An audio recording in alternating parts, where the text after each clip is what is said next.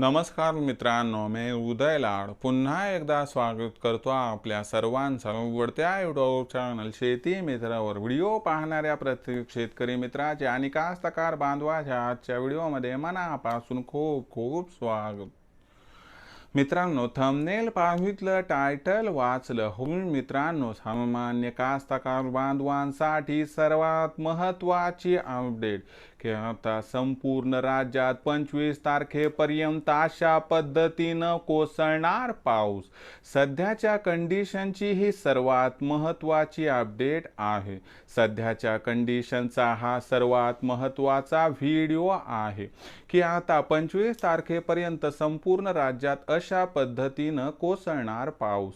मग 25 तारखेपर्यंत राज्यात कुठे आणि कशा पद्धतीनं कोसळणार पाऊस? 25 तारखेपर्यंत राज्यामध्ये पावसाचा जोर वाढणार की मग घटणार, या प्रश्नाचं आजच्या या व्हिडिओमध्ये उत्तर घ्यायचं आहे।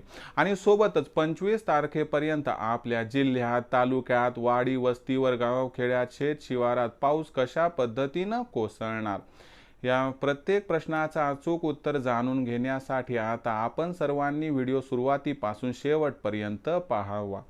व्हिडिओ शेवटपर्यंत पाहत असताना जर व्हिडिओ आपल्या सर्वांना मनापासून आवडला तर जरूर या व्हिडिओला लाईक करा आणि जास्तीत जास्त कास्तकार बांधवांपर्यंत व्हिडिओ पाठवण्यासाठी नक्की शेअर करा।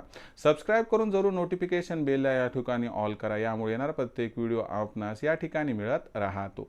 तर बघा मित्रांनो, सामान्य कास्तकार बांधवांसाठी सर्वात महत्त्वाचा अपडेट की बाबा या ठिकाणी 25 तारखेपर्यंत अशा पद्धतीनं संपूर्ण राज्यात या ठिकाणी पाऊस कोसळणार।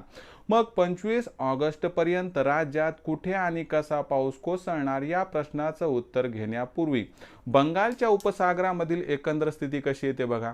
तर बंगालच्या उपसागरामध्ये जो कमी दाबाचा पट्टा होता तो आता ईशान्य दिशेकडे या ठिकाणी सरकलेला आहे आणि ईशान्य दिशेकडे हे पट्टा गेलाय मित्रांनो।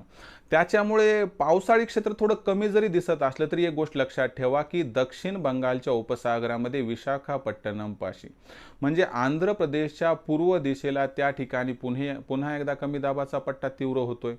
याचा परिणाम व्हायला जरी वेळ असला तरी ढगांचा ताफा मात्र महाराष्ट्राच्या दिशेने काही तासात आगेकूच करणार आहे आणि त्याचबरोबर अरबी समुद्रामध्ये सुद्धा अनुकूल परिस्थिती आहे आणि अरबी समुद्रातून बंगालच्या उपसागरामध्ये ट्रफ आहे, हा तो मध्य भारताकडे वळलाय, पण आत्ताही त्याचं जे कॅल्क्युलेशन बघितलं तर जी आर्द्रता आहे ती आपल्या राज्याकडे खेचली जाते। म्हणून आपल्याला इथून पुढे 25 तारखेपर्यंत राज्यामध्ये पावसाचा जोर हा वाढताना दिसणार आहे आणि हा जो पाऊस आहे प्रामुख्याने आपल्याला उत्तर महाराष्ट्रात म्हणजे कुठं धुळे, नंदुरबार, जळगाव, नाशिक इथं जास्त दिसेल।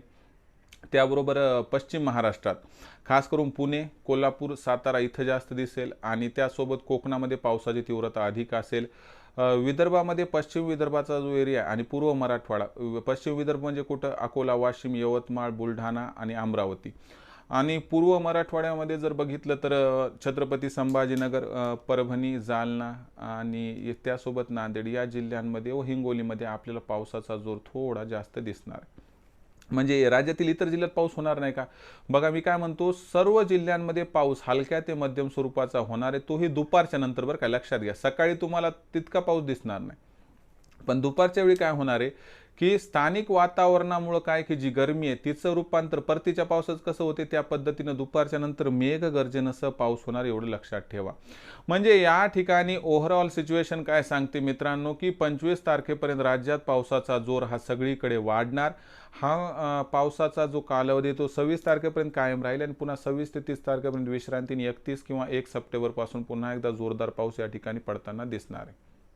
म्हणून लक्षात घ्या मित्रांनो, पावसासाठी पोषक वातावरण आहे। येत्या 72 ते 96 तासात पावसाचा जोर वाढणार आहे, पण त्यानंतर पाऊस हा त्या ठिकाणी कमी होत जाणार आहे, परंतु पुन्हा एकदा पाऊस 4 दिवसांनी कमबॅक करणार आहे।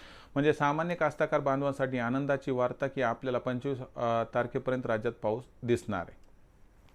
मग आता पाऊस कुठं कसा पडणार हे बघितलं, तुमच्याकडे पाऊस कसा जरा कमेंट सेक्शनमध्ये लिहून कळवा ना। आणि व्हिडिओ आवडला असेल तर लाईक करा, कास्तकार बांधवांपर्यंत पाठवण्यासाठी शेअर करा, सबस्क्राइब करून जरूर नोटिफिकेशन बेल या ठिकाणी ऑल करा। आणि आपल्या सर्वांना एकच विनंती की जर नोटिफिकेशन बेलला ऑल केली तर तुम्हाला येणारा व्हिडिओ मिळत राहील। तर मित्रांनो, संपूर्ण व्हिडिओ आपण शेवटपर्यंत पाहिला त्याबद्दल तर मी आभार मानतो, परंतु अशाच एका नवीन व्हिडिओसह मी आपला मित्र उद्याला आपल्या सर्वांच्या आवडत्या यूट्यूब चॅनल शेती मित्रांनो मिळत राहील. तोपर्यंत माझ्या प्रत्येक शेतकरी मित्राच्या आणि कास्तकार बांधवाच्या आजच्या व्हिडिओमध्ये मनापासून खूप खूप आभार.